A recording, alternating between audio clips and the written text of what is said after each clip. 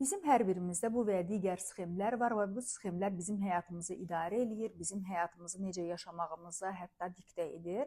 Bu sxemlər linzalar kimidir. Linzalarla daha çox onları müqayisə edirlər. Linza tünd olarsa tünd görür insan, açıq olarsa açıq görür, yaşıl olarsa yaşıl görər və s. Sxemlər də belədir. Məsələn, sərt standartlar sxemi var. Bu sxemi olan insanlar məmnun olmayan insanlardırlar, razı olmayan insanlardırlar. Həmişə özlərində də, başqalarında da qüsur axtarırlar, ən yaxşısını görmək istəyirlər və heç zaman da o yaxşısını görmürlər. Çünki həmişə qüsur axtarırlar. Qüsur axtaran da tapır təbii ki. Əgər ətrafınızda belə insanlar varsa, onları qınamayın. Deməli, onlarda sərt standartlar sxemi var. İkinci sxem kişiliyin zəifliyi sxemidir. Kişiliyin zəifliyi sxemi adından da göründüyü kimi bəylərə aid olan bir sxemdir. Onlar zəif kişiliklərini kompensasiya etmək üçün daha çox idmanla məşğul olarlar, bodybuildinglə məşğul olarlar, protein qəbul edərlər ki, əzələ kütlələri artsın və onlar zəif kişiliklərini bu cür gizlətsinlər. Üçüncü sxem eybəcərlik sxemidir. Eybəcərlik sxemi olan insanlar həmişə effektli görsənmək istəyirlər. Geyimləri, kecimləri, yəni ki, bijuteriyaları, aksesuarları və s.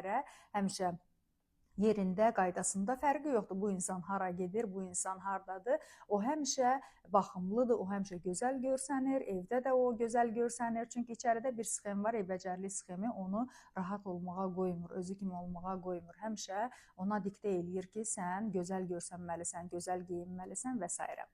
Digər sxem natamamlıq sxemidir. Natamamlıq sxemi olan insanlar daha çox idarə edən insanlardırlar. Onlar tabiçiliyində olan insanları idarə etməyə çalışırlar. Çünki içəridə bir mən natamamam sxemi var və bunu da necə deməli kompensasiya etmək olar? Mən idarə etməliyəm. Fərqi yoxdur, evdə, işdə, hansı bir kollektivdə üstün olmağımı göstərməliyəm ki, mən üstünəm və bu natamamlıqdan da qurtulmuş oluram beləcə. Və digər sxem bu tənbəllik sxemidir. Tənbəl insanlara aid deyil. Bu içərisində tənbəllik sxemi olan insanlara aiddir ki, onlar içəridən mən yetərsizəm, mən kifayət qədər bacarıqlı deyiləm, mən tənbələm və s. kimi bu səsləri eşidirlər və buna görə də daha çox işləyirlər. Bayramda, bazarda fərqi yoxdur.